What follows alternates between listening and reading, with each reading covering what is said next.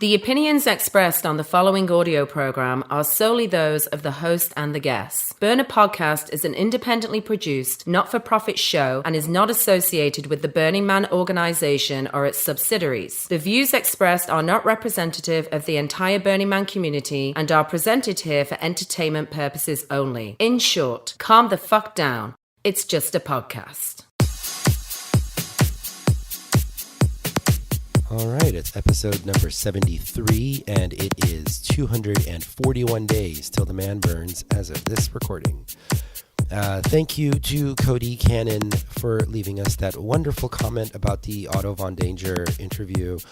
We so appreciate your support. I've run into a lot of people at parties and such who make the effort to specifically single out that episode when they talk to me. There's this consistent feedback of something along the lines of, he's such a fascinating character, and things like, I really agreed with pretty much everything he said. I get that a lot, which is really interesting. So that's definitely an episode to check out if you haven't already. You're probably noticing my very scratchy voice, by the way, very nasally, deep, scratchy, not sexy voice. And this time it is not because I partied too hard at a regional. I know that's the excuse that I normally use, but this time it really has been because I've been battling the flu for over a week. We took an impromptu trip to Vegas on Christmas Eve, and it just hit me like a ton of bricks on the drive back. I don't know, maybe baby Jesus wasn't too happy about my decision to hit Sin City on his birthday.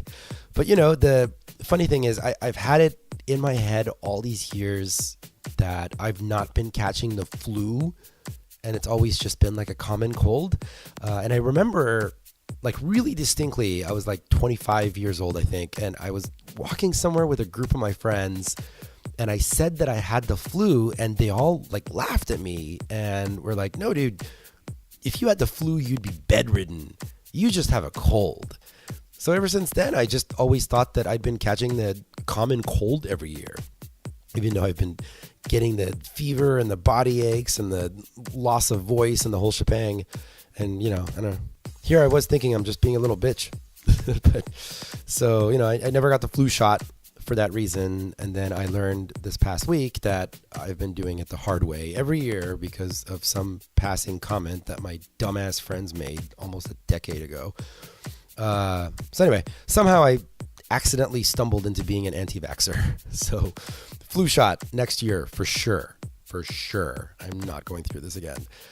Normally this is, of course, the part of the show where I tell you a bunch of random shit about me before I get into the Burning Man stuff. But this time it's actually totally relevant to the show that you're about to hear. Because in the interview that you're about to hear with the founders and leads of Camp Walter, you're going to continue being subjected to my barely a voice struggling to excitedly ask questions. So just a heads up about that. Producer Rebel and I took a road trip to fabulous Phoenix, Arizona this past weekend, which was also New Year's weekend, of course, to link up with Camp Walter over at the Walter Dome. So let's clear up some glossary terms real quick so all of this makes sense to you. There's Camp Walter. That's the Burning Man camp that you're probably familiar with if you've spent any time at that thing in the desert. Camp Walter is who brings that ridiculous arsenal of art cars every year, among which you've likely seen Calliope, which usually might have a DJ atop it, or dancers, and there's a whole show happening with lights and sparkles and fire and live music and just sensory overload. And you're most definitely seen Walter the bus, the world's largest Volkswagen bus. In fact, you've probably seen photos of Walter the bus, even if you've never even been to a burn, because Walter, riding through the desert is one of those iconic Burning Man images you see often when you Google image search Burning Man. Anyway, there's also Big Red and Heathen and Peace Train and Mona Lisa and Pugbug. So that's Camp Walter on Playa. And then there's Walter Productions. Walter Productions is the production company which exists and operates year-round, consisting of, I'm just going to go ahead and quote from their bio right here, An entire fleet of entertainment-themed vehicles and venues professionally managed on a gigantic scale and dedicated to the wonder and delight of adventurers everywhere. It's pretty beautifully said. Walter Productions is one of the ways that the Walter tribe is able to support, sustain, and fund Camp Walter on Playa. We're going to get into all this stuff on the interview, of course, but when you see Walter the Bus anywhere outside of Burning Man, chances are it's a Walter Productions thing.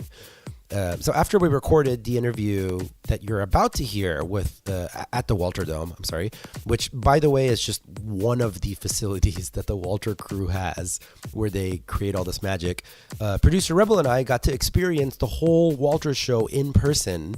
We got to ring in the new year on top of Calliope, and it was so amazing. The whole Walter show was in attendance. It was fucking Burning Man right in the middle of downtown Phoenix.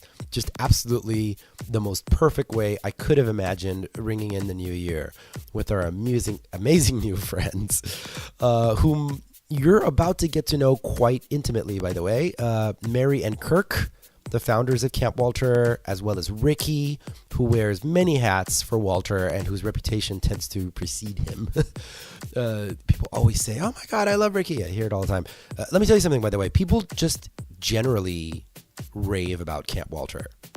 I mean, everywhere I go, every conversation I happen to be a part of or stumble into where the Arizona burner community comes up, people just rave about them.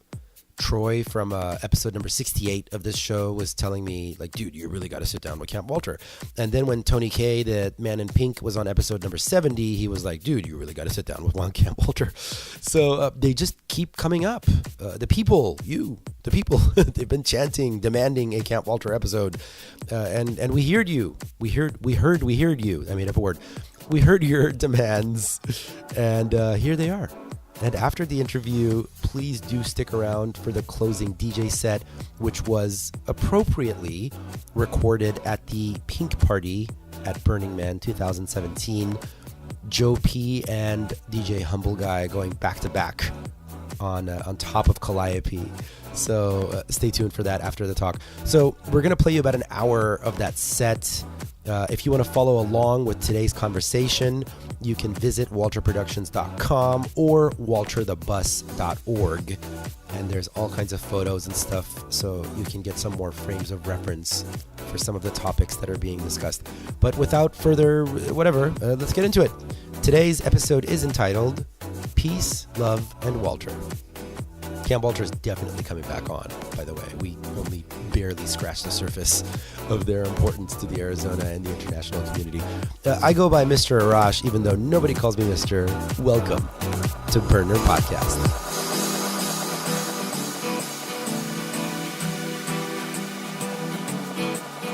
On the first part of the journey, I was looking at all the life.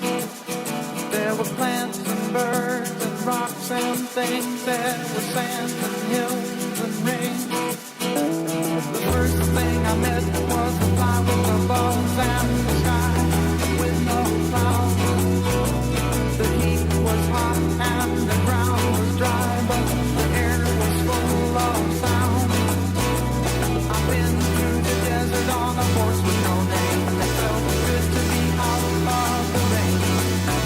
In the desert, you can't remember your name, 'cause there ain't no one for to give you no name.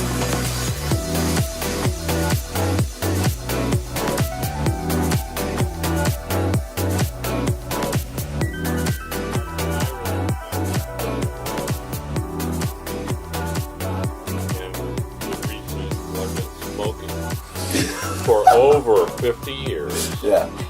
And my lungs are totally protected from any outside influence. By tar. By tar. There's a nice, Totally coated.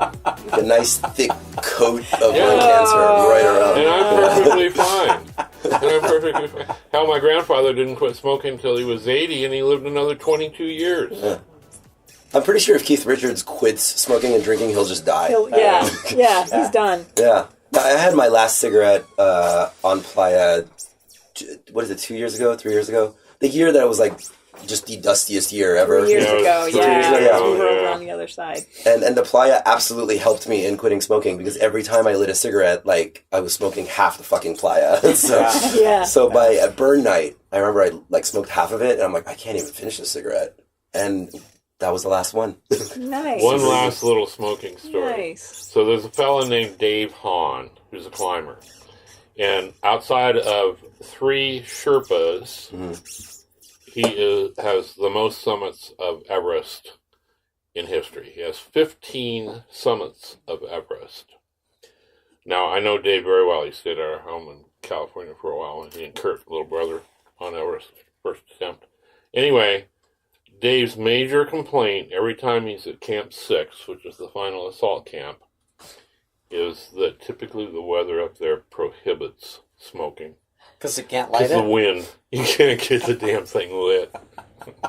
And he's summited 15 times. And he just smokes continuously. But those old French climbers with their gauloises and all of that, you know. Yeah, I'm pretty sure they just come out of the womb with a cigarette in their mouth.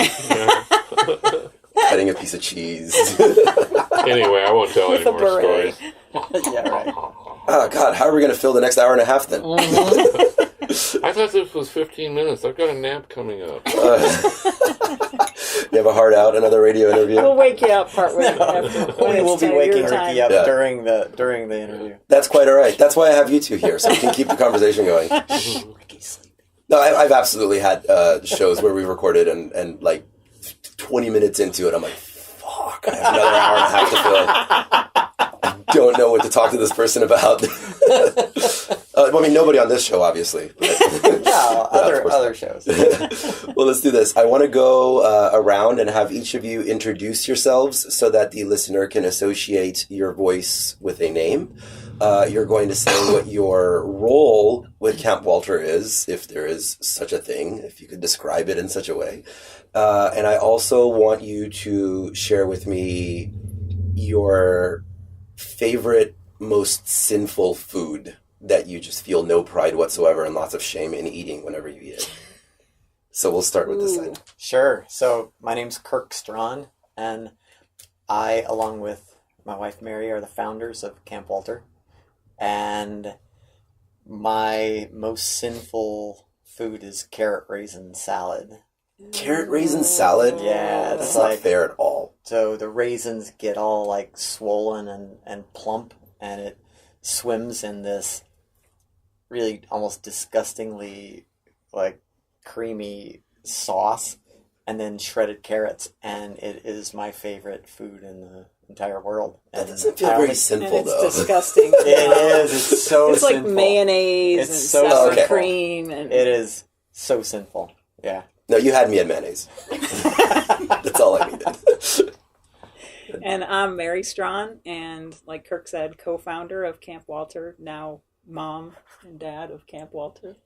And probably my most sinful food would be really, really heavily battered onion rings with ranch dressing. Okay. See, that's pretty That's sinful. more That's pretty sinful. Yeah. Yeah. I feel guilty just hearing that.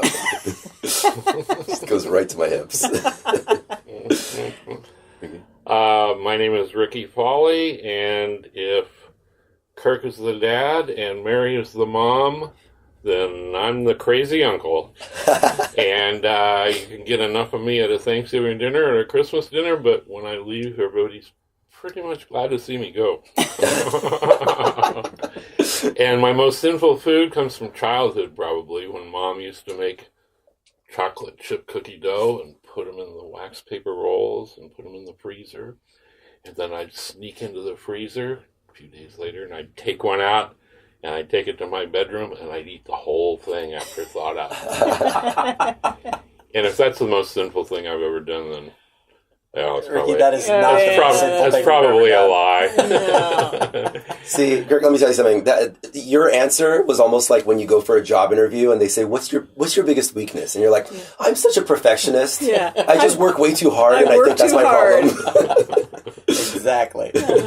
So, and also for the listeners, can you? I think I know where we are, but can you tell the listeners where we are actually sitting right now? Yeah, so we are in the Red Room of the Walter Dome, and the Walter Dome is it sounds weird, but it's in Scottsdale, Arizona. But it's in South Scottsdale. Like this is not like Scottsdale. We're in an old lumber yard, and we're in the old door shop of the lumber yard, and it's the big building where we have built virtually all of our creations.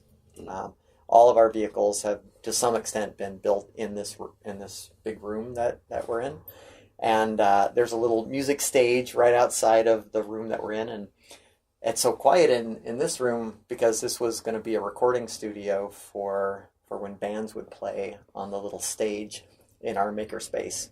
So we're sitting in the red room, and it's super cozy in here with like red shag carpeting and acoustic panels all over the walls. Yeah, this is wonderful. I have a follow-up question to that, but first I want to know, why is it weird that we are in Scottsdale but not quite in Scottsdale?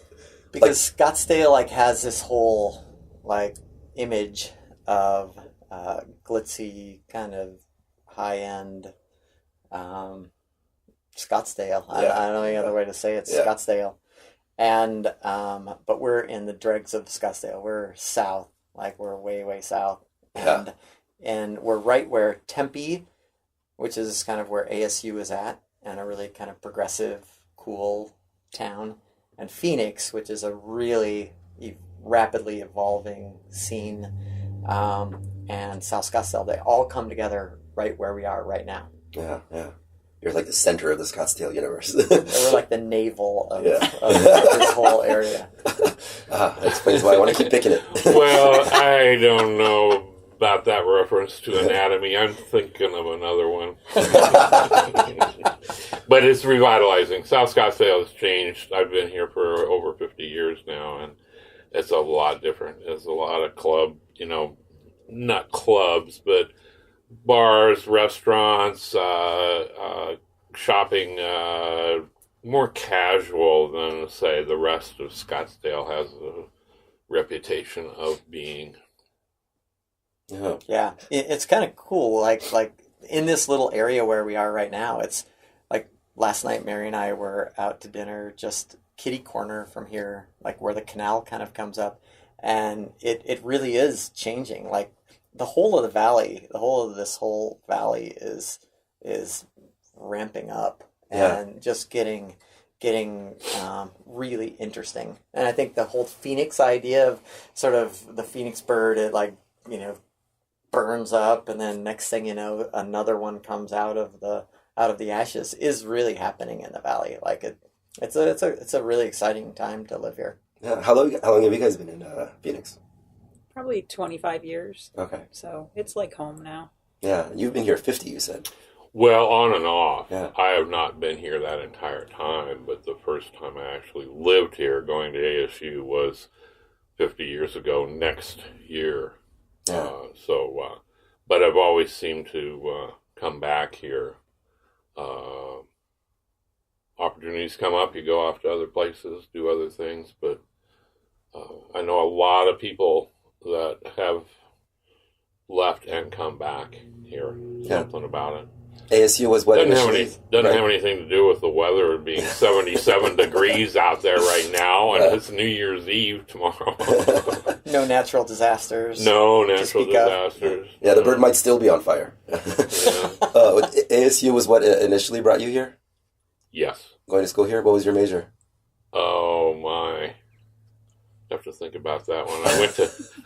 I've been to 4 different universities, and again, they were glad to see me leave after dinner. But ironically, I was in criminology.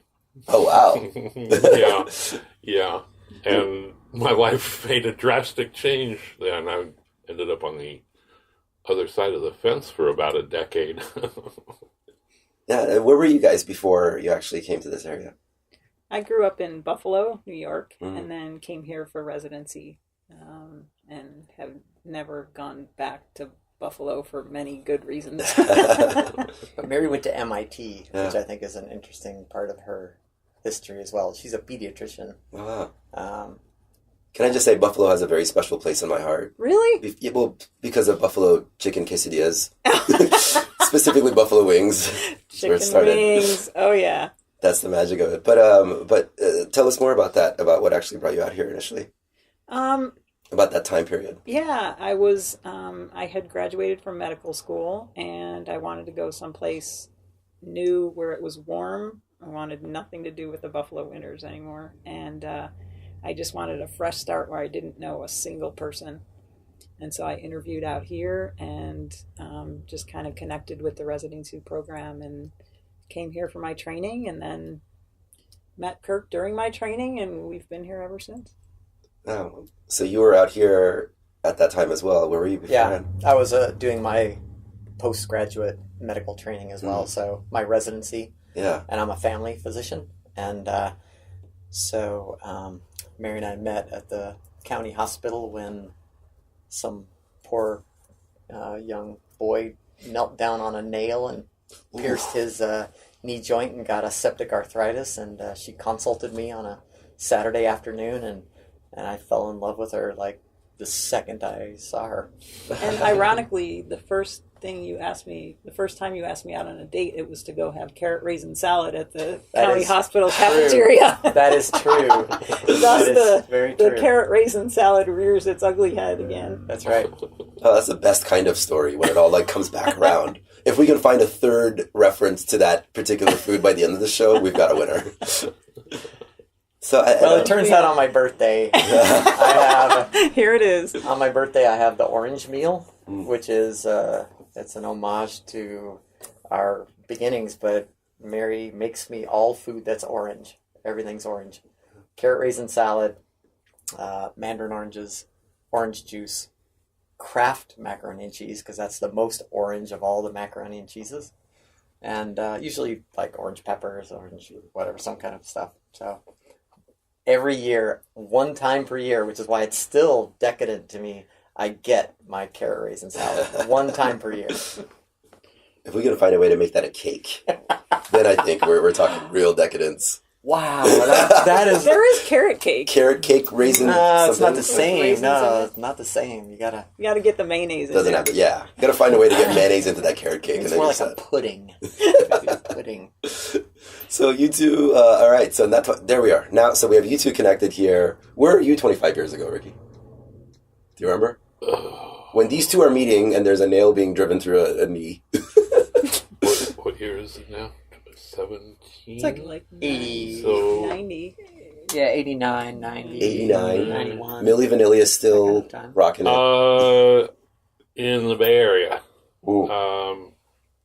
Silicon Valley, at not the earliest days, but had been there in the early days. So 88, 89, 90. We're coming up on the anniversary of the Earthquake World Series. I remember driving home from work to Sunnyvale, and yeah, we were. I was building homes, infill, custom spec houses from San Mateo down to Mountain View, from that quarter, Palo Alto, Menlo, Atherton, Los Altos area. Right.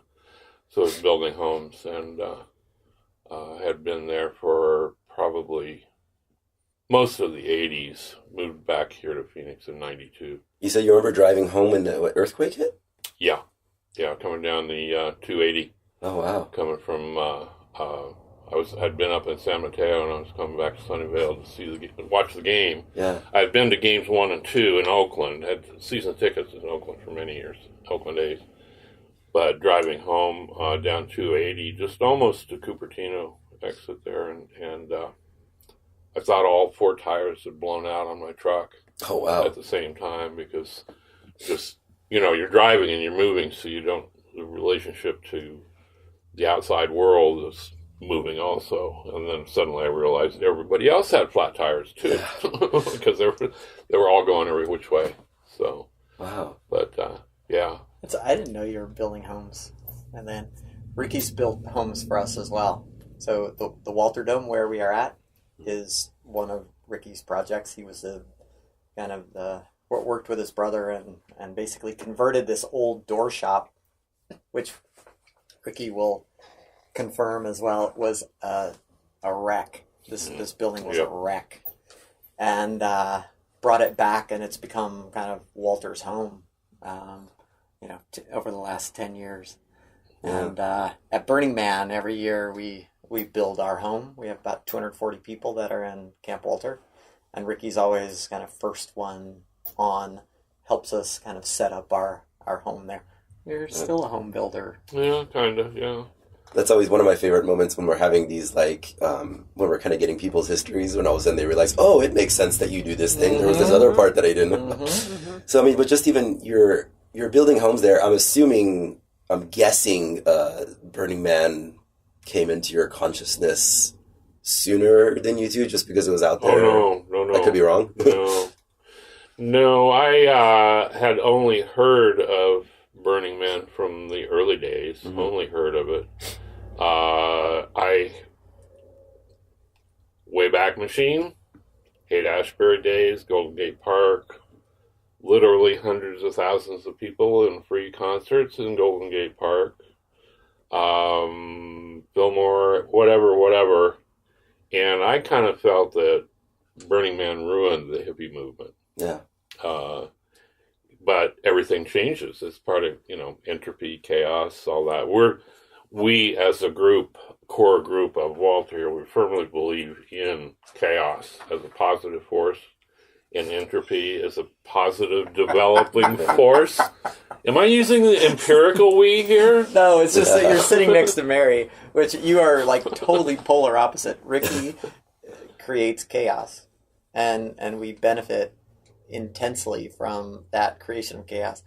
And Mary creates order, and they are it's funny that you're sitting on the couch next to one another. Oh, it's too bad we can't show the centerfold of the new calendar. No, can't do that. Can't we do a live stream here? Yeah, we can put the photo up on the blog afterwards. But okay, because how did Burning Man ruin the hippie movement? It eventually introduced EDM into the world. Ugh. Sorry. I love EDM. For a while, they were just saying. I know you do. That's our dance music. That's why I don't dance all the fucking time. That's why I don't go to Burning Man. I never go to Burning Man because of EDM. He said he would never go to Burning Man. He helped us get to Burning Man. He helped Walter, right, and the whole Walter organization, get to Burning Man for years, and he would never go. Said he would never ever go. Yeah. And now Ricky lives Burning Man 24/7, 365. He is Burning Man all the time. That sounds absolutely perfect. Because I want to know how you guys met then. I know you guys got together 25 years ago. He's in the middle of an earthquake over there building homes. Well, it's when you guys came back from the first Walter first burn in 2009. And Walter at that time was just a microcosm of what he is now. Just the plain aluminum, no upper deck. Upper deck was completely open. It looked like a he was a single cab. Walter was a single cab Volkswagen pickup. Yeah. And you had decided to make a home for Walter. So all the construction. In the dome, right? So that fall, right after 2009 burn, started the rebuilding of this building that we're in right now, Walter Dome. Yep. For a home for Walter. Okay. And my brother had an office around the corner, again, construction related. And I had paused in my life and decided to when you come to a fork, take it. Well, and here was the perfect opportunity. So I helped Bryce, my brother, got involved in this, and it just grew from that. Perfect. We've been together and inseparable pretty much since that day. And ironically, you knew my father years before you had met my brother and I. Yeah, through the medical world. Yeah, I was a medical director at a large medical group here in Phoenix, and I met this really cool dude on the diabetes task force. Yeah. And we had, we have tens of thousands of diabetics, and we're developing programs for them. And the coolest guy of all turned out to be Ricky's dad, and I didn't know. And I worked with him for a long time. And, yeah. All right, well, let's go back to that chronology here. So, you two, when did Burning Man come into your consciousness? You meet, you fall in love. He's over there in the earthquake. Yeah. Back over here. So the way we got to Burning Man was Mary and I, we're both two physicians. We're having this normal kind of physician life, and we had our first daughter. So we have two daughters. We had our first daughter, and Mary had this sort of brilliant idea that we shouldn't sort of go the normal path. And we moved into our garage, which is 450 square feet. And we end up living in there for 5 years. This is in Phoenix? In Phoenix. Okay. And we rented our house out so that we could live for free. And we bought a Volkswagen bus. And we had this idea, back to the hippie idea, Ricky, is we kind of adopted that ideal of freedom, which the Volkswagen bus to me has always been freedom. Is that why you chose a Volkswagen bus? Yeah. Because there's like other, passenger vans. Of course. But the Volkswagen bus in the 60s created freedom. Like people with not very much money were able to put everything they owned in that and go and do anything, anywhere they wanted. And so Mary and I moved into our garage. We rented our house out. We got a Volkswagen bus. And we started going to this Volkswagen bus gathering in northern Arizona in Jerome. It's up this little mining town. Everything's really built on the side of the mountain. And that's another home for Walter as well. Tell me more about that festival, actually. Is it like a festival? It's a car gathering? Yeah, it's like 300 vintage Volkswagen buses, like the old split window, old school buses. And so they gather up there every September, right after Burning Man. Yeah. And I was up there. Mary and I took our daughters when they were tiny, and we camped up there and went to this thing. And we just found a community that we didn't find elsewhere. Right. And had you had an experience with that kind of community in the past? No. I think that was the beginning, honestly. Right. Well, no, it's not true. The dead shows. So Yes. Mary didn't really do a lot of that with me, but my little brother, Eric, who built Big Red and has built parts of things throughout kind of the Walter process. But we used to go to dead shows. Right. And the parking lot of dead shows was kind of like that. It was this group of people, and I always thought of it as this group of people has been going continuously for hundreds of years. They just get together every once in a while, and they all love each other, and they are accepting, and they're self-reliant, and they're quirky, and there's crazy tie-dye everywhere, and it's a lot of fun. Yeah. And we found that in Jerome. Yeah, and it's a sense of grilled cheese, which is orange. Yeah, grilled cheese. There you go. It's a sense of community. It's almost like the gateway drug. That's like the first experience. Yeah. So the dead for sure to the Volkswagen community. To the Volkswagen community, yeah. And we met this guy. And I imagine there was a lot of crossover. So the crossover is a guy. His name's Gary Gibson, and he's the commissioner of Volkswagen Bus Camp at Burning Man. He also was, I think, one of the original founders of Videogasm, and has been part of Burning Man forever. And he came up to me at the Volkswagen at Jerome and said, "Have you ever heard of Burning Man?" And this was probably almost 10 years before we ended up going to Burning Man ultimately, like in the late 90s sort of. And he told us about Burning Man. They had these giant cars and all this crazy stuff. And the day that he told us about Burning Man was the day I found the fire truck, which became Walter. Oh, wow. So that's synchronicity. Yeah. So where they have this Volkswagen bus gathering once per year, which we just got back from in September and had an amazing time. The guy who owned this mine had collected hundreds of old vehicles, like from the early 1900s to maybe the 1940s or 50s.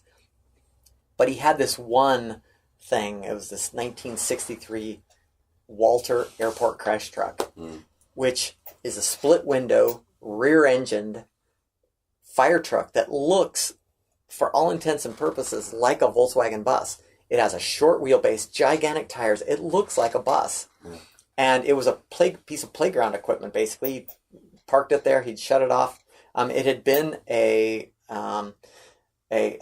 really important fire truck. Like in the 1960s, it was at Luke Air Force Base here in the Valley. Was an airport crash truck for the Air Force. It moved to a private runway to be an airport crash truck there. Then it got older and older, and the Walter Truck Company, which had created it, had been around since the late 1800s, but was about to come to an end. It was about 100-year company, and they created these unbelievably powerful four-wheel drive vehicles that could do mining, forestry, snow plowing, and airport crash trucking. The Walter Truck Company, can you in brief describe what they are and what they did? Sure. So it started, it's a guy named Walter, obviously his last name was Walter, and he was a candy maker, and of course. he built like machines that made candy. And then that was right at the time in the late 1800s when all of a sudden cars, these horseless carriages started to be created. And he's like, well, fuck it, I can build a car. So he did, because people did that. Bless you. People built, like early on, anybody could start a car company. He started the Walter car company, and he built this weird little kind of like, horseless carriage. It was like the dot-com boom, but at that time, exactly. I'll just try making cars. Hundreds of car companies. Wow. It's hard to imagine that there were hundreds of car companies. All independent of each other. Right. In World War One, they were building already cars now, like they look like big cars, like from the early 1900s. But then they went to World War One and they saw all of the vehicles that got stuck in the mud in Europe, and they came back and they said, we should build heavy-duty off-road vehicles. And so they came up with methods to really revolutionize four-wheel drive technology. Wow. And they started to build snowplows and mining equipment and all of this stuff. But the airport fire truck, the crash truck, is really an interesting sort of ideal. Yeah. It's like it's a vehicle that sits in waiting for a plane to crash. And once the plane crashes, it has only one purpose. Wow. Is to get as close to it as possible. Because if you imagine what happens when a plane crashes, it's basically a giant fuel tank that usually the fuel tank is ruptured and it starts on fire. So it's hell. Yeah. This vehicle has only one purpose: to get as close to the fire as possible and to put it out. And so it has like inch-thick windshields. Yeah. It has cannons that can discharge this enormous volume of foam in 1 minute. So if you think about, you know how big Walter the bus is. Sure. Imagine 10 times that volume. A vehicle being able in 1 minute to discharge 10 times the volume of Walter the bus onto the fuselage of a crashed plane to completely extinguish the flame. Wow. For only one purpose. They are never trying to save the plane. The plane's always lost. Huh. It's only to save the lives of the people that are in that plane. Walter had one purpose. His only one purpose was that. To save the people who were in a plane that crashed. His entire life was spent as service. And he moved from the 1960s being this, amazing sort of, probably $500,000 state-of-the-art fire truck, to by the 1980s, the Walter Truck Company was becoming obsolete and going out of business. Couldn't get parts for him anymore. He went to another airport. Then he went to a small town in northern Arizona where he became the off-road fire truck. Because he was four-wheel drive, he could get places other fire trucks couldn't. Right. But then one day he broke enough teeth off of his flywheel that he wouldn't start. And a fire truck that won't start is nothing. Yeah. Absolutely useless. Yeah. So there was a guy who owned this mine that would throw the Volkswagen bus, parties, that laid underneath him, cut a hole in the housing, and welded on little teeth onto his flywheel so he could get him started. Bought him for, our understanding is about $500, and drove him to the mine, shut him off, and he was never going to move again. He let kids climb on him for probably 5 or 10 years. Yeah. And then this one day, this guy tells me about Burning Man, and we meet Walter, and that was the beginning of everything. And we got him back down to Phoenix, right here on these grounds, and we built him into the bus. And since then, every single year, pretty much, we built a new car, and it all started from that sort of bizarre kind of intersection of ideas. That is amazing. Were you into were you as much of a car guy before all of this started to happen? Yeah, I liked miniature cars. Yeah. I liked these like tiny cars like BMW Izettas and Messerschmitts and tiny Hondas and these tiny little itty bitty like 1 or 2 person cars. But so this awareness was already sort of in your pedigree, if you will. It was already in the culture of your family. So when you're told the story, it's like absolute, geek orgasm about this thing. That's amazing. So that's how it ends up becoming Camp Walter. Like, tell us about that transition. How does all of this start to happen?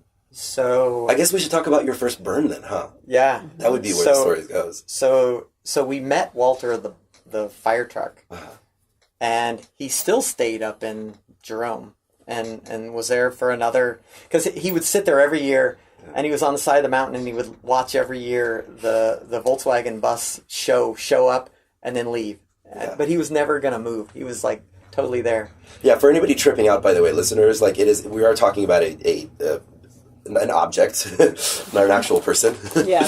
Who, Walter? Yeah. Yeah. I don't know. He has a personality. Yeah. Yeah, he definitely has a personality. No, he's we've personified Walter. No, there's multiple times as you're telling the story that I was like waving in and out of like, okay, hold on. No. And everyone in our community will refer to it as will also he. Like, yeah. Sure. So anyway, so then it was a number of years. So like Walter was up on the side of that mountain in Jerome, and Mary and I decided that we were going to homeschool our girls and travel around the country. And there was a friend who, he and his family, they had 3 girls. We had our 2 girls there. Our girls were like 10 and 11 or something like that. And we decided to go to Burning Man because we were homeschooling them for a couple of years. We took them out of school and we were homeschooling and traveling around in an RV. And we wanted to go to Burning Man. And we actually, our RV caught on fire on the way to Burning Man, which was kind of a shitstorm. Is that irony? but we made it there, and we just kind of were blown away. I don't know any other way to say it. We were completely blown away. Tell us about your first night on Playa. Mary. I want Mary to tell us more. What I remember is the original story of taking the girls and driving in. Oh, yeah. Tell them that one. I don't know if I can... Should I tell that story? Of course. So the girls are like 10, 11-ish. They had a younger daughter who was probably... Yeah, there's 5 girls in our Yeah, so there's RV. 5 young girls. So we're driving in, and we don't really know what to expect. I mean, they're, we're just taking them around to these different places, seeing things.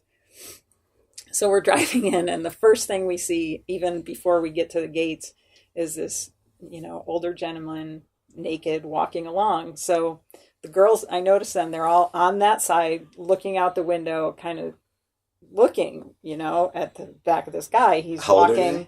They're 10-ish, Okay. like kind of in that range, like probably, I don't know, 6 to 12, but yeah. Yeah. So, and he's walking the same direction we are. So we're looking at him from the back, and I'm kind of watching them to see what their reaction is going to be. So then we drive past, and all their heads at the same time just turn to look and see the front. And I'm kind of just watching it. I'm not going to say anything. And, they just, once they saw that, they were all in. They just, nothing like shocked them or Our kids anything. had the best time. This Yeah. is 2007. Yeah. And They our had younger the daughter, best time. yeah, who was like 10 at the time, what she said, in like right away after we had spent a couple days there, she said, I always want to come back here because nobody judges you. You can do whatever you want. You can be yourself.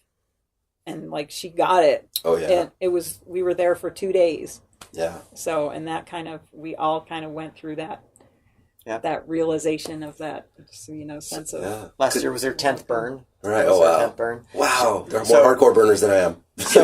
So we brought 2 art cars in 2009. We took 2008 off. We got Walter down off the mountain. We brought him to just right near here. Right, I don't want to skim past that story. Yeah. Let's come back to that in Yeah, a yeah. second.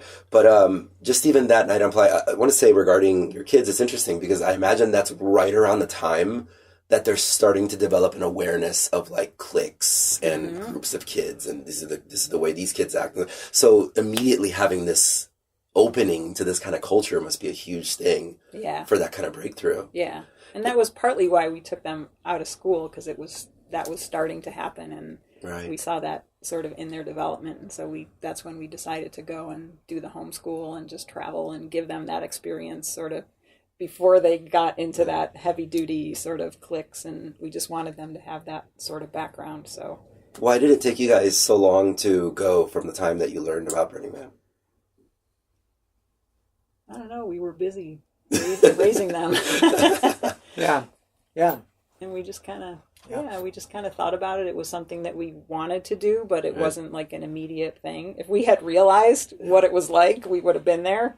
But we just kind of got busy doing things. And After you actually got out there, did any of your thoughts about what Burning Man is and what the community is change, or did it just affirm what you already had come to conclude? I realized the scale was so much bigger than I had any concept of. Right. I saw Big Rig Jig, the 2 semis, kind of in an S shape, in 2007, and it totally changed my concept of what was possible. Yeah. Like when I saw that sculpture and stood under it and realized, shit, you can do this. Yeah. Like that made making Walter totally feasible. Right. Had I not seen that, and had I not seen the overall scale of Burning Man, I'm not sure I would have. I don't think I could have ever heard from someone what I experienced. I like, you have to be there and see it in order to understand just the complete potential of that space. You cannot be told what Burning Man is. You must experience it. What year was this? You said 2007? was the first year that we Yeah. went. Yeah. 7, yeah. Where were you in 2007, Ricky?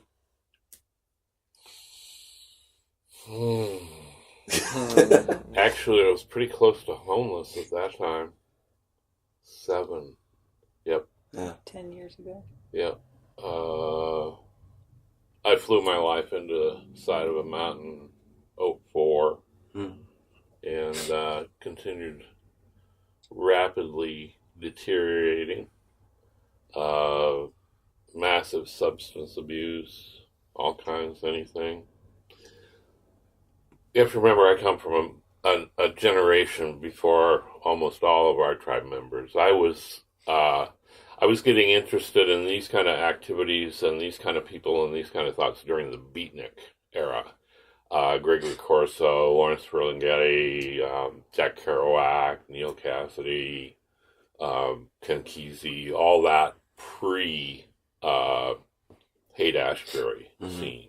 Although a lot of those people were there, City Lights Bookstore, and, Kesey was at Stanford, Neil Cassidy was hanging around with Jack Kerouac and Los Gatos. So, that was my initial entrance into alternative lifestyles, alternative thoughts, worlds, whatever. That would have been in the early to mid 60s. Right. So, I had gone through many, many years of drug and alcohol related problems. And in 2007, I was, like I said, I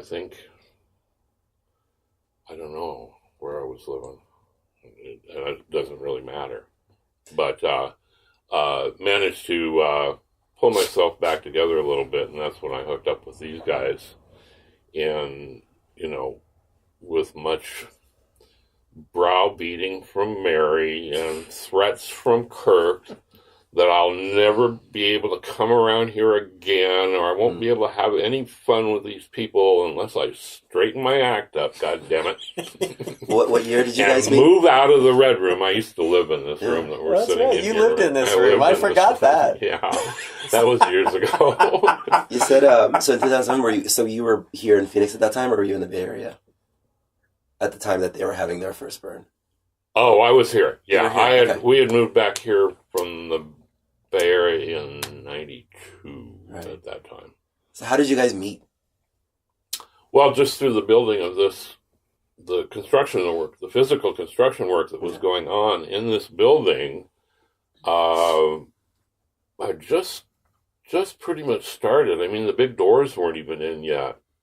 The Red Room wasn't here. The stage, just. No, it was the very beginning. It was very beginning. It's interesting that now you asked that question, because that's how almost all of our community has connected, is through builds. Yeah.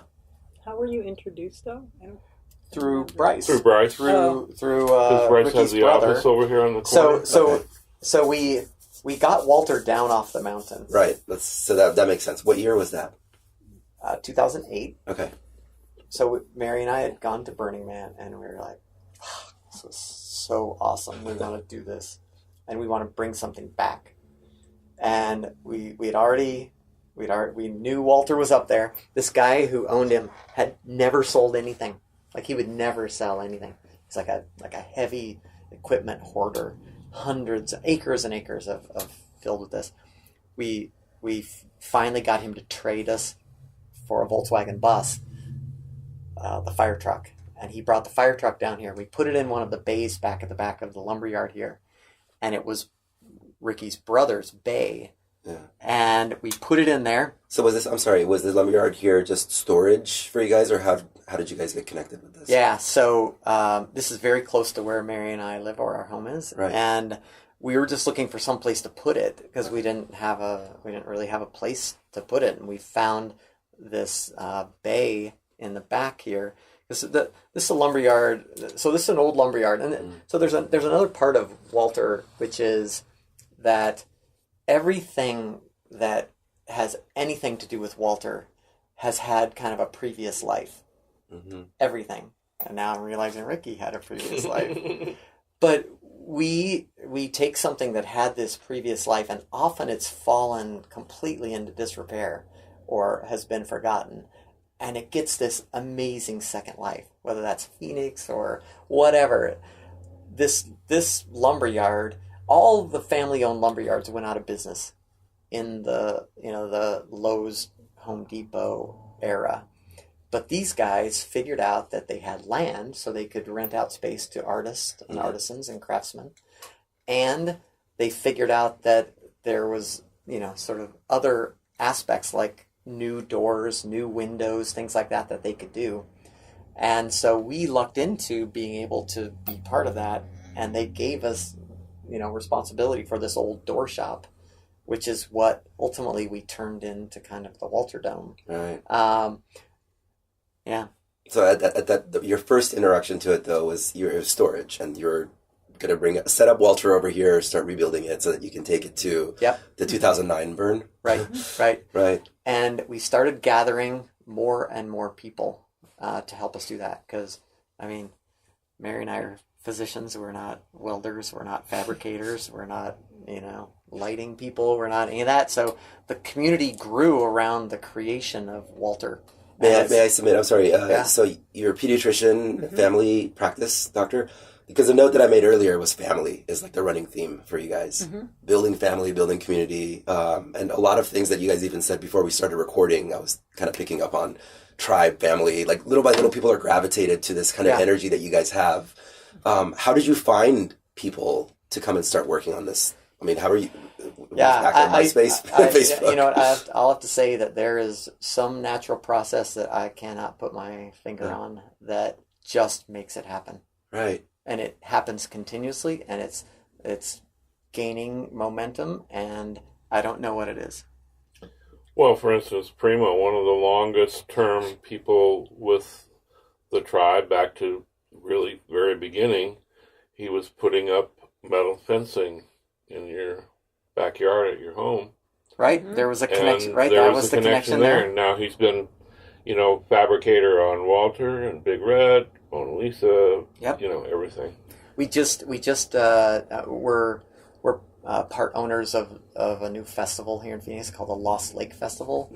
And we put out a call for, we created all these like gigantic games where people could play on these giant, like croquet and giant Connect Four and pool and all these giant games. We put out a call for volunteers. We got there were over 140 volunteers that were just Walter volunteers, just to help the attendees have a very participatory, non-judgmental, super fun experience. And I don't know, I actually do not understand quite what it is. It is connected with kind of what you experience at Burning Man. Like, how did we get to 240 people in our camp? Right. It's the same answer as to why we have continually been able to build new vehicles, attract people in, Well, and we have to limit it to 240 because, that's all we can handle. There could very well, if there were no limitations, there would be twice that many or more. And we're like a non-dues camp. We have, here where we are as well, we have an art gallery. We have this maker space. We have a cooperative microbrewery where no money exchanges hands. I think that in the early days of Walter, our sort of complete aversion to money may have been part of the kind of what got it going. That hippie energy from the 60s. Maybe. And I think you just find a lot of artists are wanting to do something fun with their art where, it's not commercial and it doesn't have a specific, constraints that they might have in other places. And so it's kind of like, oh, I heard about this and I can do this. And it just, it just grows as people. So the 10 principles most certainly have played a role in this. And Walter has become its own thing outside of Burning Man. But it is everything that we have created in some way has been an offering and a gift back to the Burning Man community.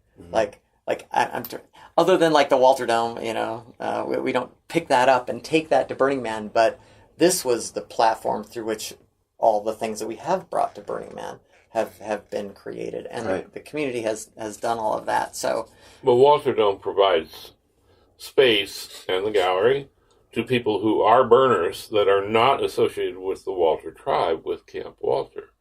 For instance, the Flamingos, the Saguaro Man people, Bus Club people. AZ Burners, AZ Burners. They use and enjoy the facilities around here.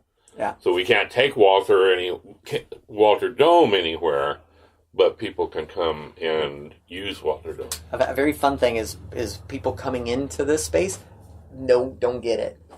They just don't understand how this works. Yeah. And that actually, I think, has helped us as well. people really don't understand exactly what we're doing.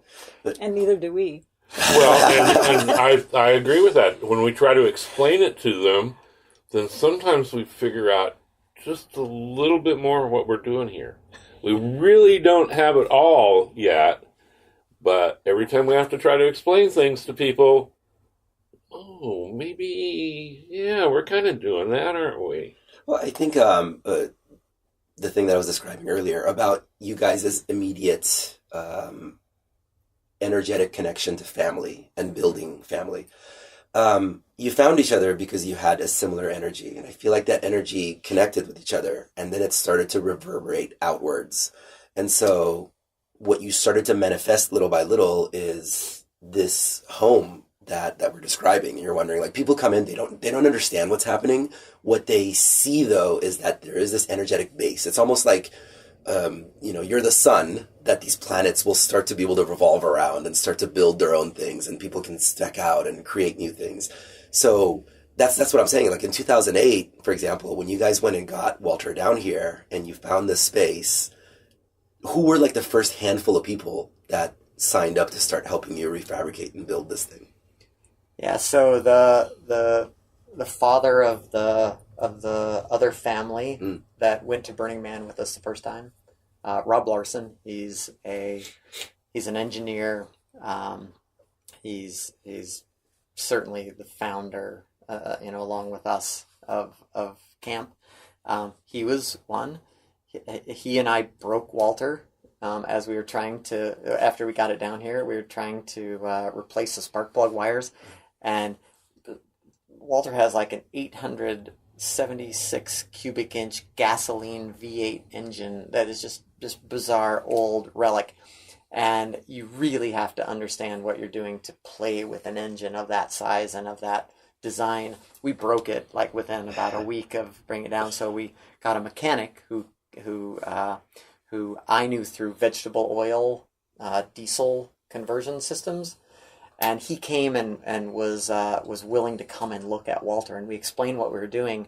And he helped us, and within a few weeks, he closed his business and came full-time on to help us get Walter to Burning Man. Oh, wow. We, Ricky mentioned Primo, and then his brother-in-law, Luis, who were really master fabricators, just really metal artists who came in.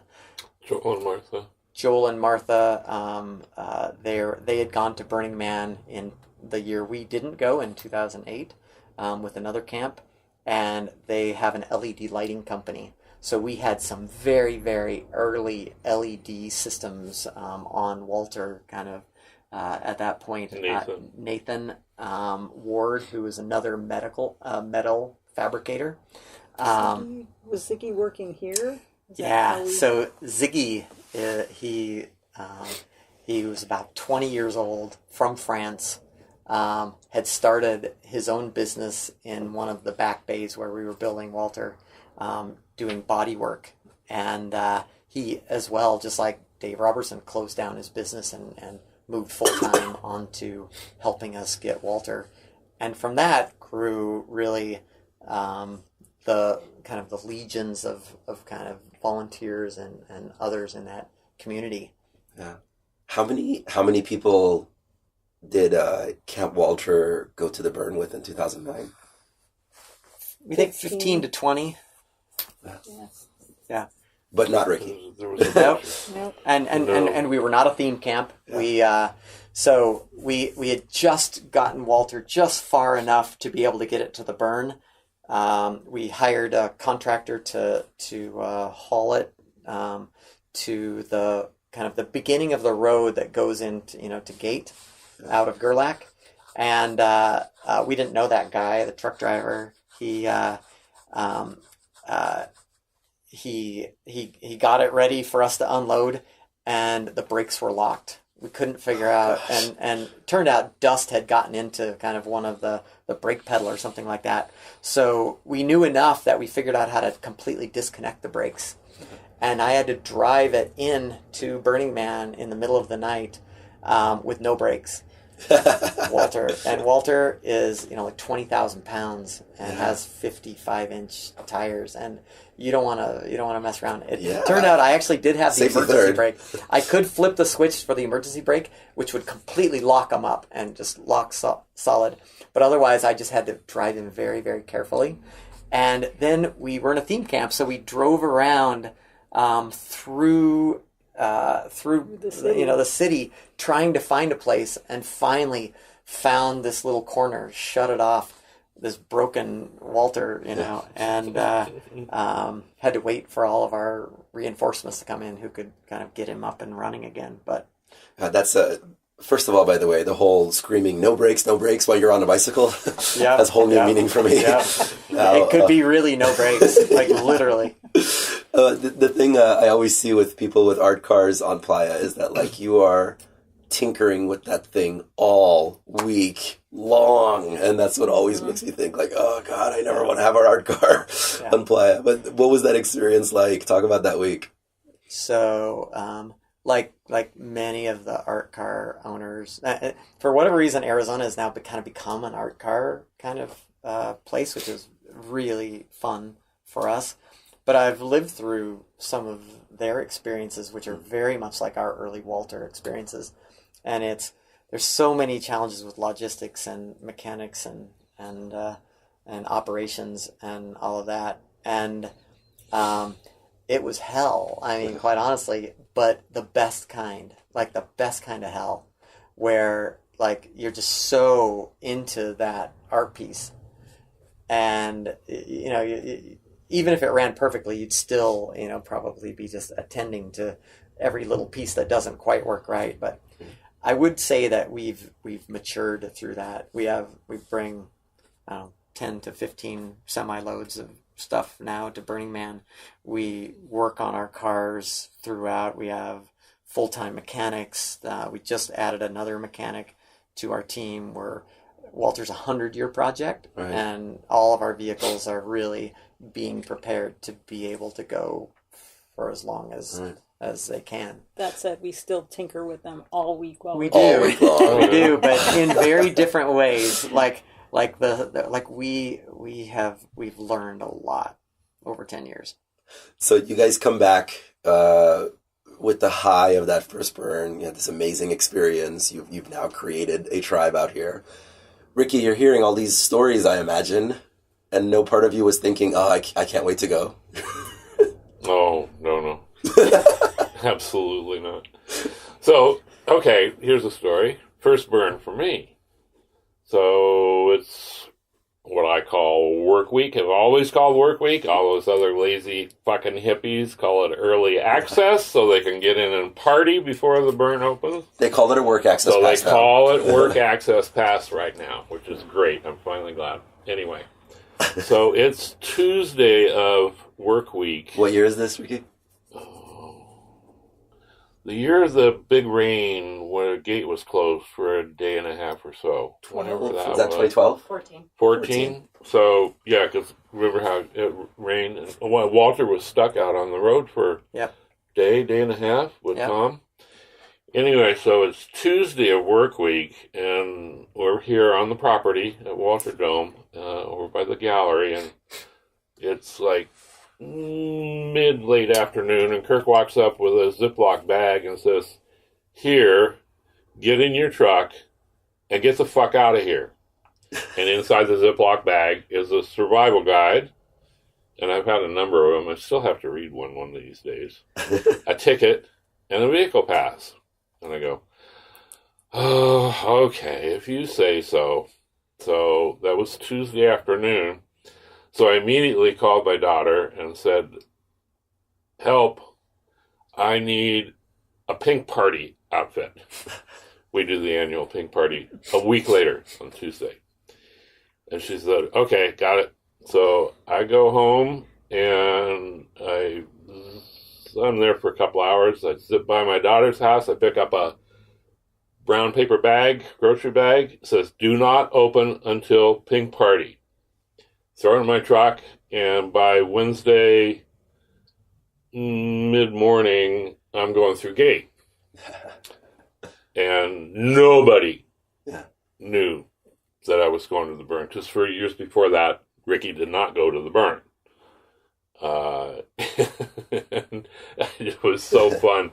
Just those looks on people. I walk up to Joel and I park kind of off to the side somewhere. And I walk up to, you guys aren't even there yet. And I walk up to Joel and Martha's trailer RV. And I stick my head in the door and I say, any way a guy could get a drink around here? And they just go, oh no shit, what's going on? And then Ray, who'd been with us for years, Ray Kale, she's riding her bicycle down where were we? Like 3 o'clock and something or other? Anyway, she's riding down to the porta potties, and I'm coming out of the dust. It's like a Clint Eastwood movie, right?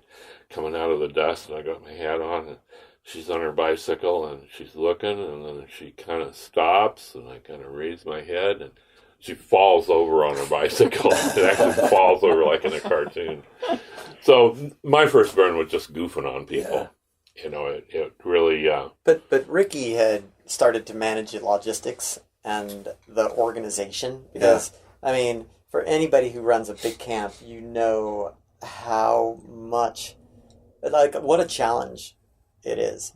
And so we were like running, you know, many semi-loads from Phoenix. We were needing to store stuff in between. We were needing to clean stuff up that came, you know, back and all that. And Ricky'd been managing that for years. For the past, I mean, there was a 5-year window here, right? Yeah. For the time that you guys got Walter. Everything needs fixing and cleaning and shipping out. But we didn't have that many vehicles, so it was easy enough for several people to take care of. Yeah. You know, obviously now. No. It's such a, I mean, I think that Burning Man for us is it's like, it super challenges us every year. It keeps us fit. It challenges, you know, whatever we think is our organization, because every organization fails at some degree, and it certainly makes us stronger going every year. I mean, we're in it for the long run. You know, no, that's why we keep doing it. Important. I mean, going out there to this environment that kicks the living shit out of you with your vacation time. Like, why do you keep doing this? Well, because you come back and you feel stronger and accomplished. And I want to talk about that 5-year window between you guys getting Walter out there and finally Ricky getting out there. Yeah. The tribe is growing. Yeah. You guys are taking a little bit more space here at Camp Walter. Disaster was what struck. Within that 5-year period? Yeah. Disaster is why we grew, for sure.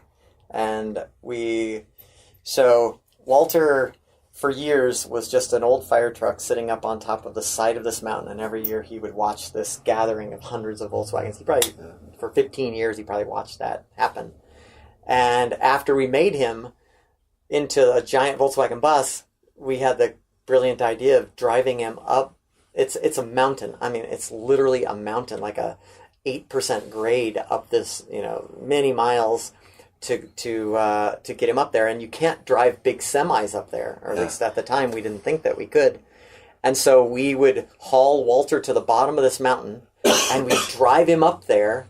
And we took him back so that he was one of the 300 buses. Oh gosh. And he's an old man with a replaced hip. Exactly. So he did that for 2 or maybe 3 years of that. And that was really the only thing we did really with Walter, other than the occasional parade or go to another Volkswagen show or something. He went back to Jerome.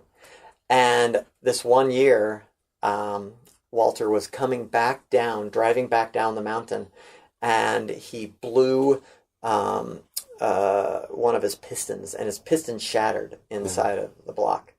And so the kind of connecting rod is sort of flipping around inside. He ended up driving for several miles down the mountain until finally he knocked the oil pump out the side of the block. Oh, wow. And he died. And he almost went over the side of the mountain. And at the bottom of the mountain in the valley are still old vehicles from the 40s, because they're so far down there you can't even haul them back out. And Walter almost went over the side. Oh my gosh. And he was completely broken. So Walter is dead. What years was this? It's in that it's about halfway through that 5-year window there. Okay. And it was, I mean, that he was the only vehicle we had. We had all these sort of people, that had gotten him to Burning Man for a few years.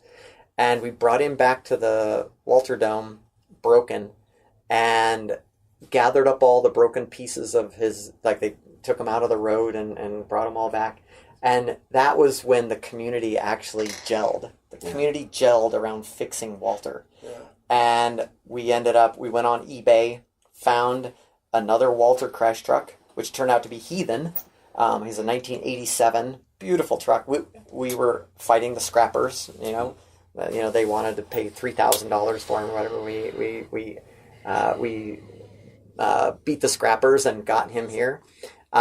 We found another engine, which was Big Red's engine. We found the chassis of Big Red, which was in Minnesota, another early Walter crash truck.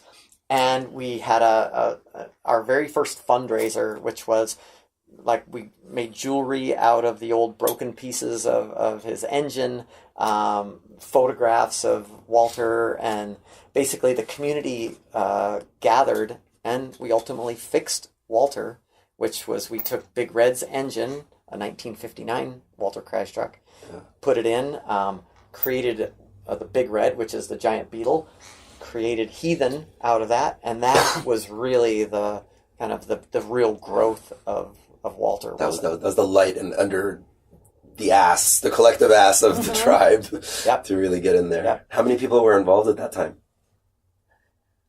100? Wow. Maybe? Including volunteers. Mainly volunteers. 100. Yeah. Went from 15 to 100 in like a 3 to 4 year span. And 240 go to Burning Man, but the community is larger than that. Yeah. How do you guys coordinate with the community? So we go to Burning Man. Right. That's absolutely one of them. We do a lot of events outside of Burning Man now, and those are opportunities for people to come and be part of Walter events that are happening off Playa. We do Third Friday potlucks here, where whatever projects are being built are usually kind of there and to play with.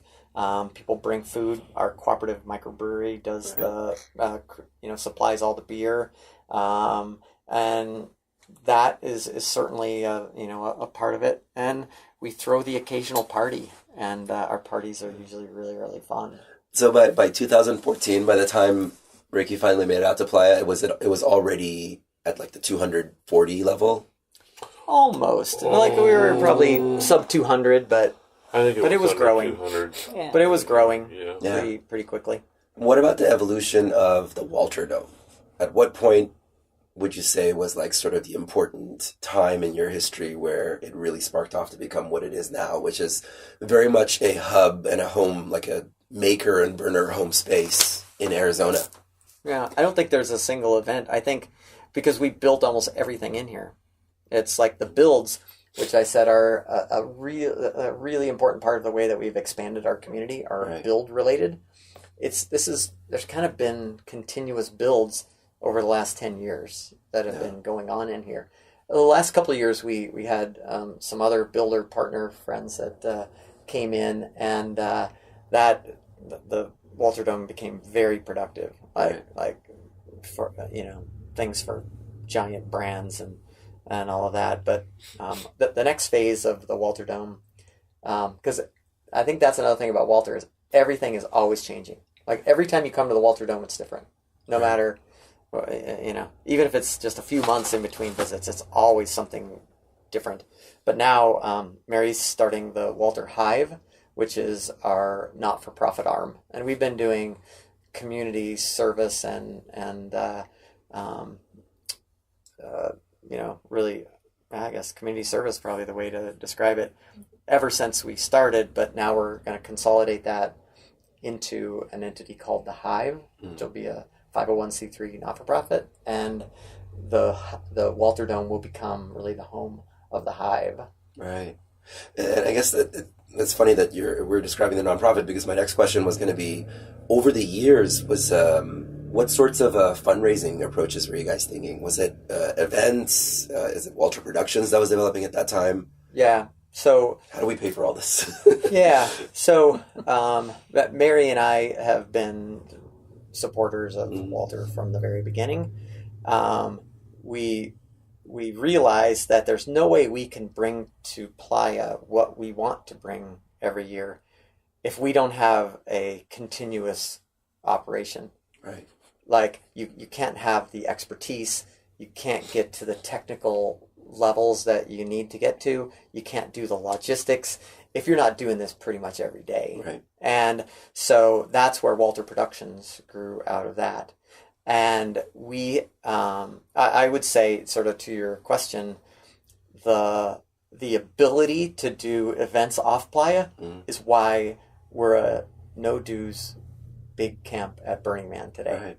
Were it not for that, we would not be able to do that. Yeah. At what point was there like a specific time where Walter Productions became an official thing? Yeah, we're about 3 years, because 3 years ago we decided that we really wanted to organize this for the long term. I said before, Walter's 100-year project, which is actually 100 years from today, which is interesting. Yeah, Literally today? today. Oh. Yeah, Always. isn't that? Okay. Oh, I see. Well, tomorrow's 100 years old tomorrow, years but from okay. today. yeah, but it's 100 years that we're always thinking, and we realized like we had to get our shit together, or there's no possible way. If anything happened to Mary and I, like this is not going to keep going. So Well, there's also like I think it's also a part of community building is to have the entire community be invested in that process. So a lot of times, like I think younger artists, a lot of times will just kind of wish somebody will just give them all the money so they can do what they. But you don't get as invested in your long-term project. Yeah. This is part of it's. If you imagine the Walter family, it's like everybody has their chores they got to do. Somebody has to clean the bathroom, somebody else clean the kitchen. So we have a strategy that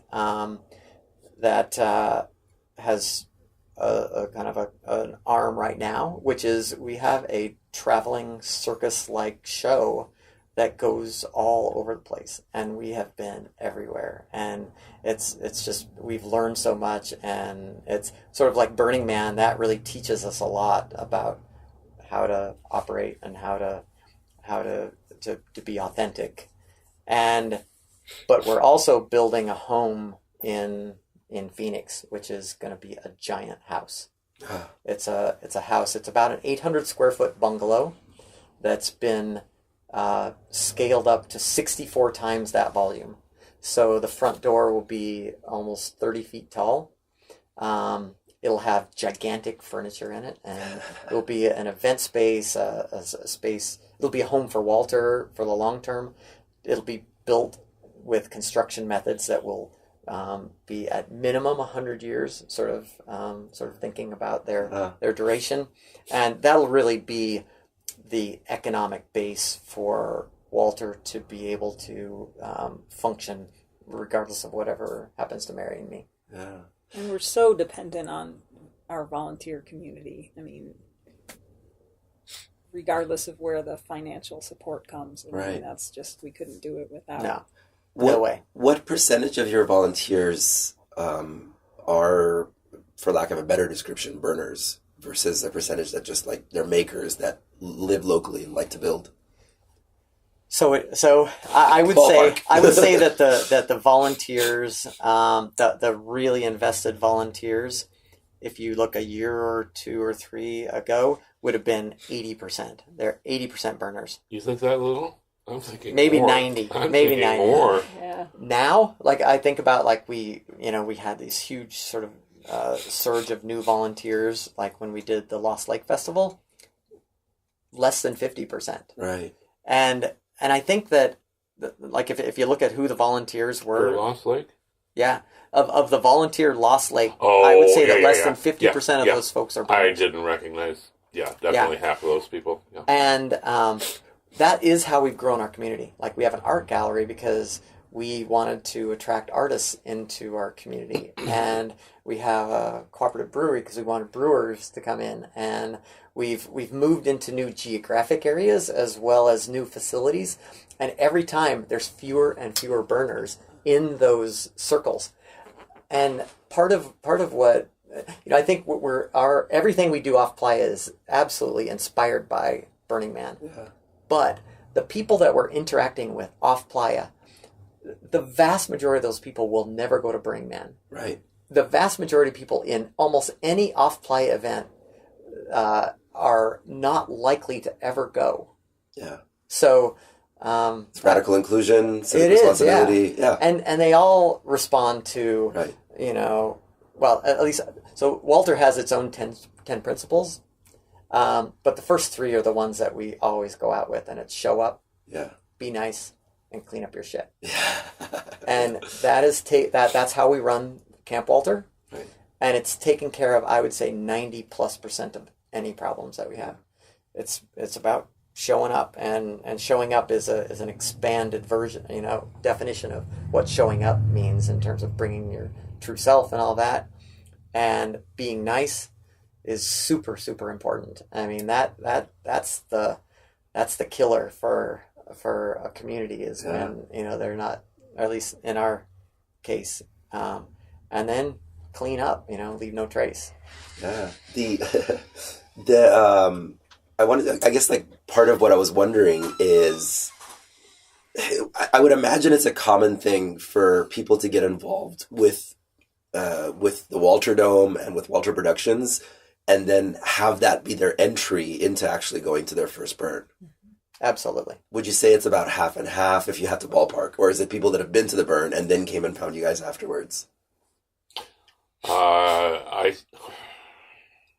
have to think long and hard to pick out a person that, for instance, this past year in Camp Walter, that did not begin as a volunteer and then came to Burning Man after. Worked on projects or worked on helping with work week. Some people can't spend weeks out on playa. Some people have a hard time just spending a full week because it takes a couple of days to get there and a couple of days to get back. So we can't really expect everybody to show up for work week and everybody to show up and stay for strike. But people can come and help with cleaning parties, or can come and help with when we put on a fundraising event, or they can come and help when we're fixing Mona Lisa or cleaning up Peace Train or whatever. So they're basically earning, although we don't keep notes, really. It's mostly mental. Sure. But they're basically earning an entry into Camp Walter. Yeah. But I don't know. I think it's heavily leans that direction. Mm-hmm. Yeah. People go to Burning Man after interacting with Walter. Yeah. I mean, our camp is usually probably 40% new burners. That was the census this year. Was 40% on playa. Yeah, and a lot of those people we knew kind of through other events and through their interaction. They showed up. Yeah. So people that show up, you guys. I mean, Camp Walter, because I've had multiple conversations with people, especially at like Saguaro Man when Rebel and I attended Saguaro Man this last year. People that described.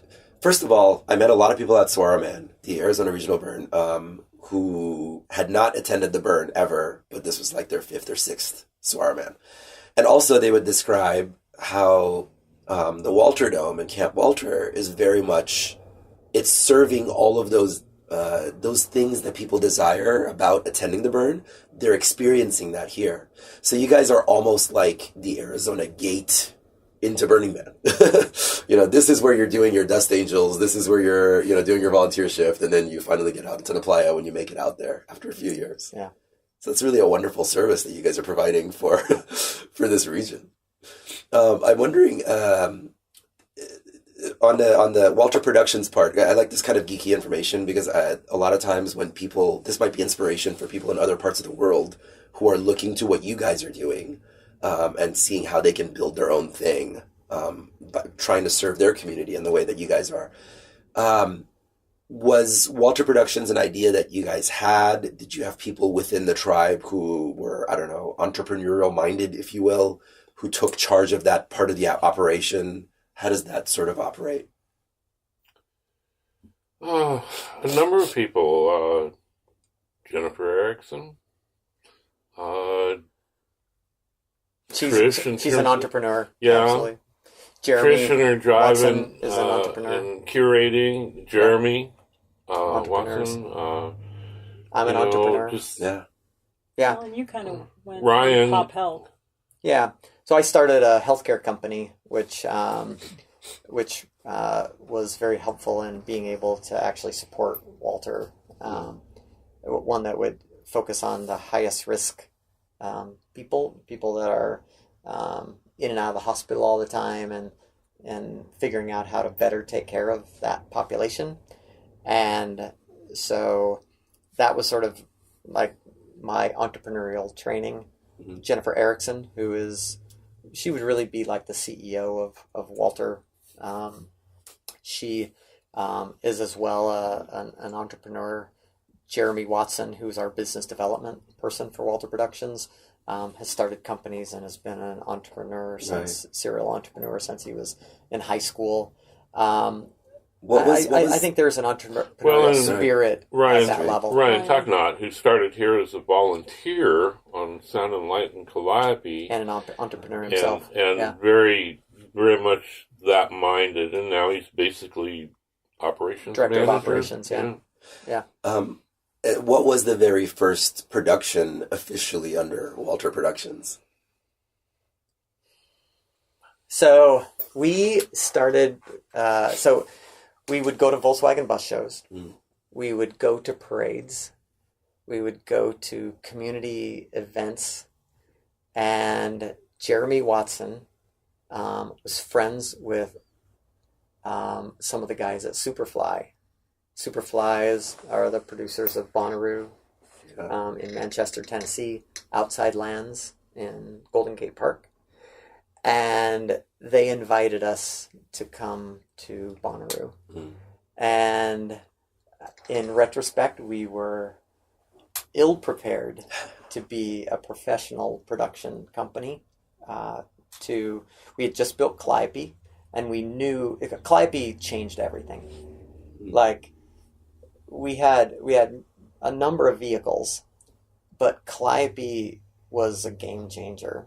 Like, she was again an old, forgotten, ready to be trashed 1969 Fruhoff over-the-road trailer, and we used like 1950s horns, 1970s mid and woofers.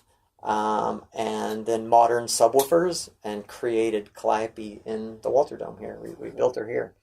But as soon as we took her to Burning Man, everything changed. Like she was able to gather, just get people's attention, and they wanted to come and be part of like the music and all that. And that was how we got invited to Bonnaroo. It was because of Calliope. But Walter Productions was very early and embryonic at that stage. And that was we got the itch sort of after that. And we've been a lot of places since then. But we're actually this year we're heading back to Bonnaroo again. And certainly Superfly has been important in helping teach us and train us. And doing Lost Lake as a partner with them here in the Valley was kind of the latest evolution of that relationship. Yeah, I mean, tomorrow night there's the New Year's Eve party. Walter Productions will be involved with. We're going to shoot a lot of fire. Nice. Looking forward to that. Because it's basically the Playa show. Yeah. Very rarely outside of Playa can we put on pretty much the whole show. We never put it all back together off Playa, almost ever. It's going to happen tomorrow night for the most part. Yeah. That's super cool. Yeah. So, I mean, at this point, we have Walter Dome. There's, of course, Camp Walter on Playa. There's Walter Productions that, you're working all this stuff outside of the burn on. And the nonprofit that you're launching or in the... Okay. We're in the works. We're doing kind of the paperwork and getting the funding established and all of that stuff. And then we're probably starting to sort of kick off really doing programming and stuff at the beginning of February, we hope. Wow. Yeah. There's a lot of stuff you guys are juggling. We're opening a brewery in an old fire station in 2018 as well. Oh And so it's a true commercial brewing operation. Yeah. What else are we doing? Well, we have the gallery, which Right. has been going on for years now. Yep. I don't know if you'd mentioned that. Yeah. Yep, the Walter Art Gallery. Yeah, I there's don't know. We've got to start something new. I don't know.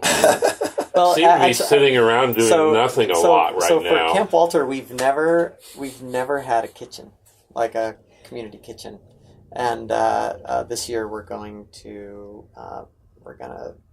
break through that membrane. Kind of a mess hall situation. Yeah. One of the things we find, since it is such an intensive camp to build, and people drive by or walk by or ride their bikes by Camp Walter, and they don't see a heck of a lot going on during the day, and we'll be sitting in the shade, and everybody's doing that. And then they'll come by the next day, and they'll go, what the hell happened here? Well, everybody works all night long, because it's all night long till dawn. But one of the things that, with this kitchen mess hall, we can provide to all the people that are both paid and volunteer that are there working their butts off for 8 or 9 days before the gate opens is meals. Because the last thing you want to do after you've been working for 8 or 10 or 12 hours, and it doesn't really cool off that much at night sometimes, is go back to your yurt or your trailer or your tent or whatever and try to deal with food. Yeah. And so people just, sometimes they don't eat. Sometimes they don't drink enough water. So they don't, Gatorade, anything. Keep their energy up, their physical being going, and then their mental attitude will stay positive also. So if we can feed them, Army travels on its stomach. Yeah.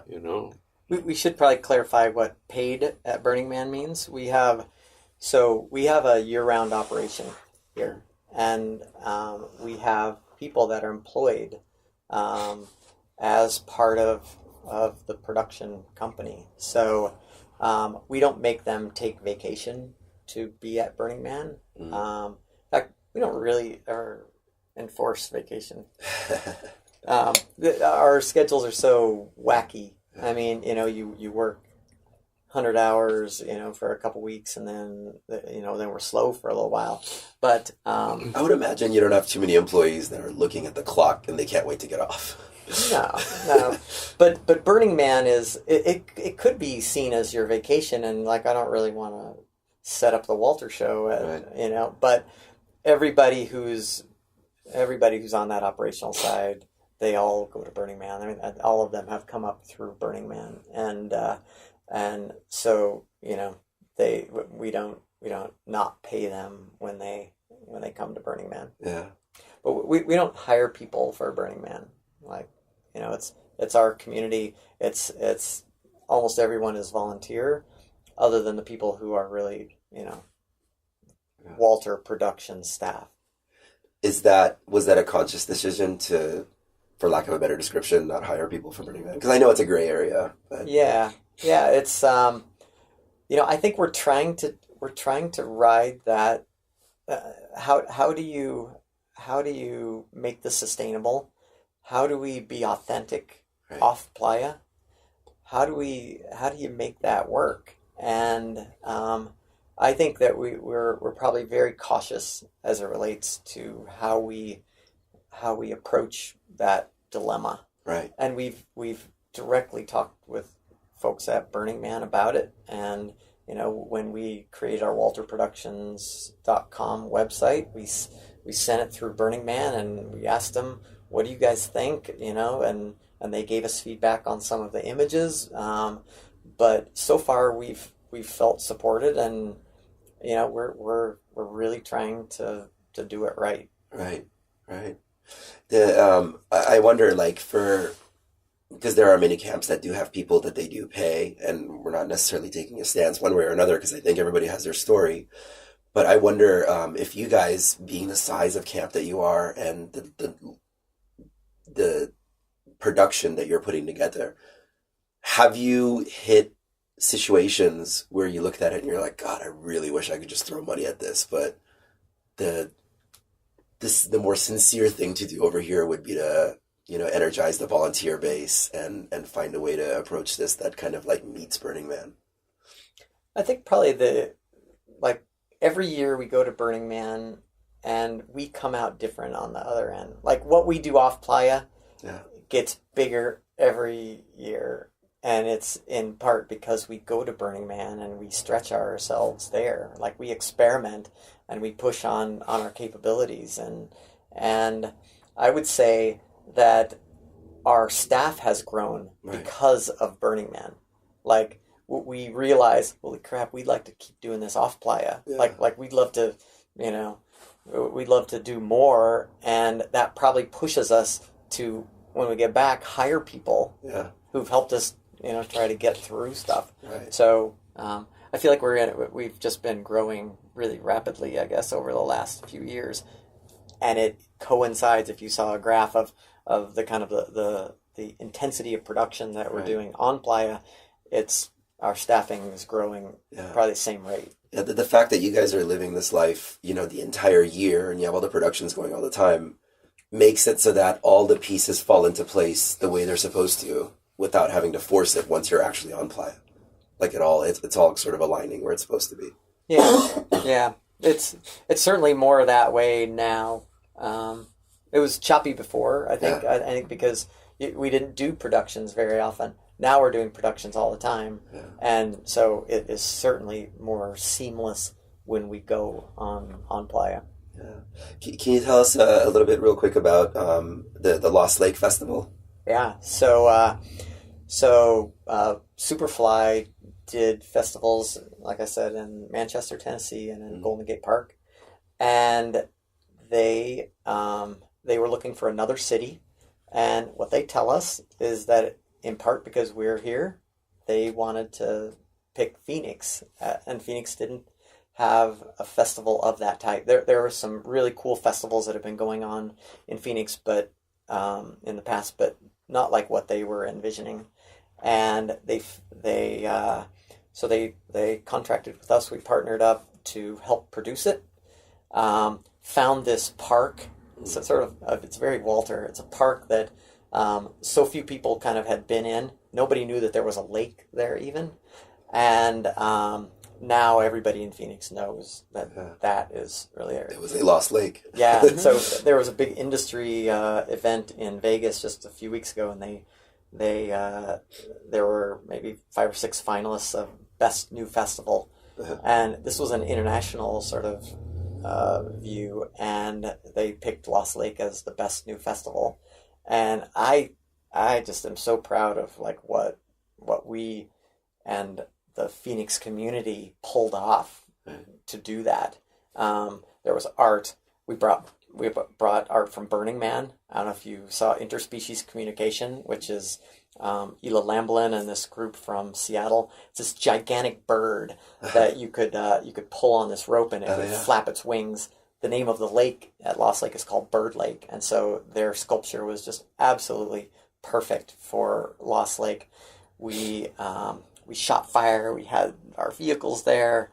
We probably our best accomplishment was we activated the lake. Yeah. We actually had these gigantic lotus flowers that shoot liquid flame effects, like a dozen of them across this lake. And like at the end of the night, we would play music around the lake, and like Bohemian Rhapsody by Queen. You have thousands of people singing at the top of their lungs, watching the fire shoot out of all of these lotuses, and cheering the lake. It was just an unbelievable experience, and something that was just, I think, really good for Phoenix. Like we created that, thing. The music was amazing, art, the food, everything, and we made all these giant games, and so people were playing.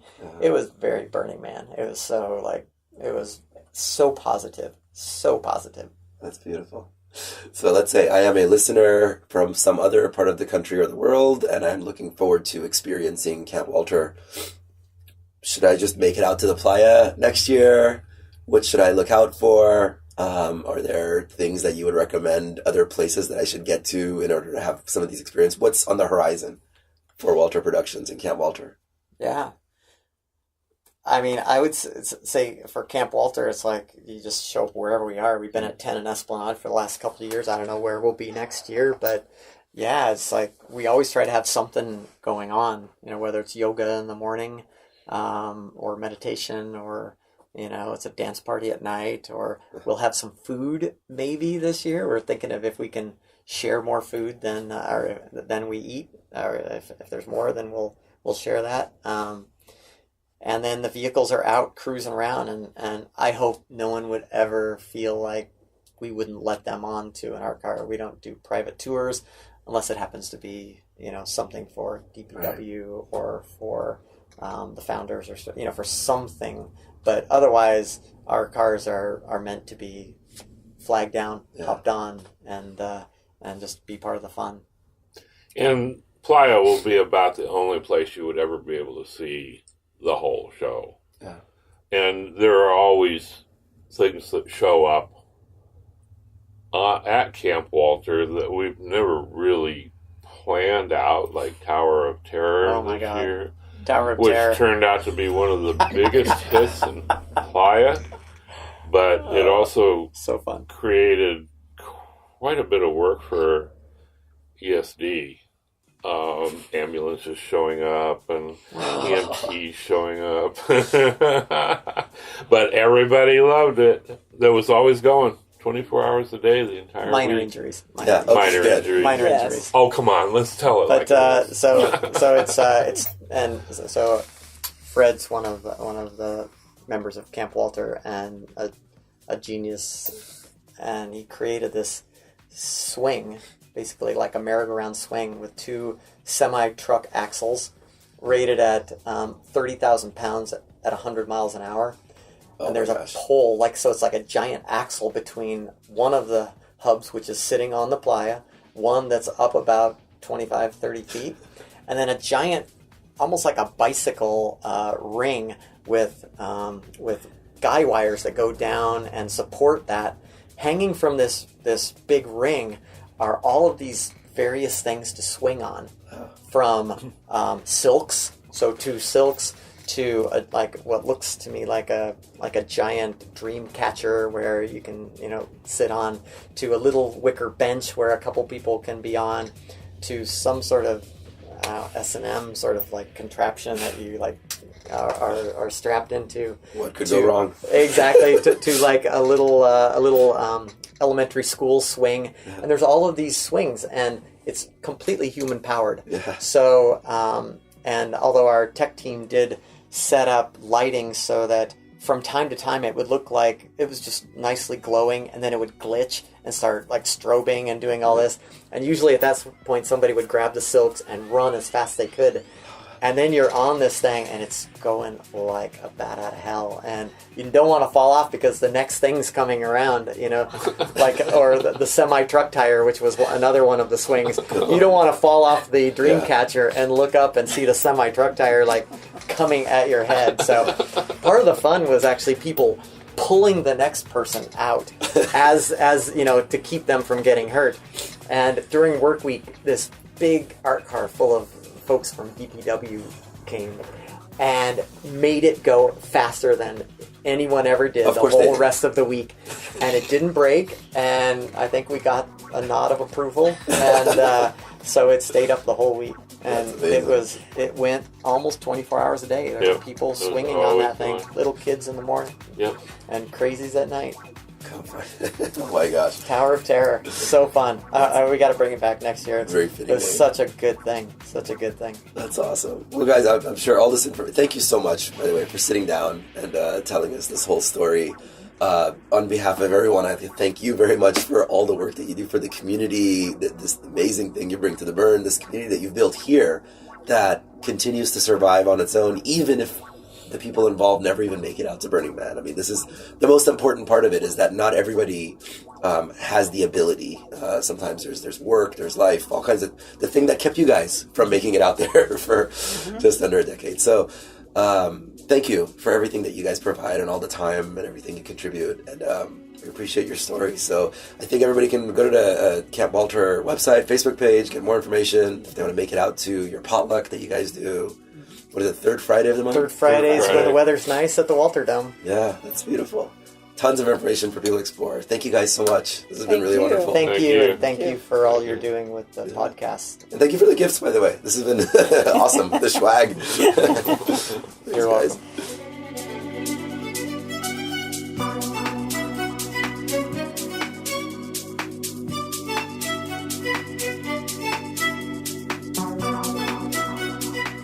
There you go, Camp Walter. You are now tapping your feet, your toes to the sounds of Joe P. and Humble Guy going back to back on Calliope at the Pink Party, Camp Walter, Burning Man 2017. I want to say this was like on Tuesday night is when you do the Pink Party. We're going to play about an hour of this set. I think it went on for a couple of hours. If you want to hear the rest of it, you should definitely bug Joe P over at soundcloud.com/Joe-P. That's JOE-PEA. And Humble Guy, who you may also know as Gary Bailey. Both these guys tend to camp with Transformation. Humble Guy is over at soundcloud.com/DJ Humble. Both Joe and Gary are some of the hardest working people in the dance music community. Joe stage manages at events like Desert Hearts, and Gary does tons of work in the regional world. Lots of love to both of them, both really amazing people. You can also check out Joe P's contribution to Burner Podcast Presents Alkaline. He was featured on session A021. Please give us a like on Facebook and join the Facebook group. Talk shit and make friends. It's a good place to do that. And leave us a review on iTunes. It helps get the show more visibility so that more of our tribe can be a part of this conversation. All the links are over at burnerpodcast.com. You can connect with me on all the social medias at Mr. Arash. That's MRARASH. I am most active on Facebook and Instagram, but you can tweet me and stuff as well. Burner Podcast is produced by Rebel Dharma along with associate producer Tori Massey and is released on the first and third Wednesdays of the month and is available on Stitcher, iTunes, Spreaker, iHeart Radio, TuneIn Radio, among many others. The show is really not hard to find. We thank you, dear listeners, for all of your support. Our opening theme music, America's Horse with No Name Remix, is produced by Joe Man. His stuff is over at soundcloud.com/DJ Joe Man. So until next time, love and light and all that other crap. I'm going to go get some like tea and honey or something. Take it away, Joe P. and Humble Guy.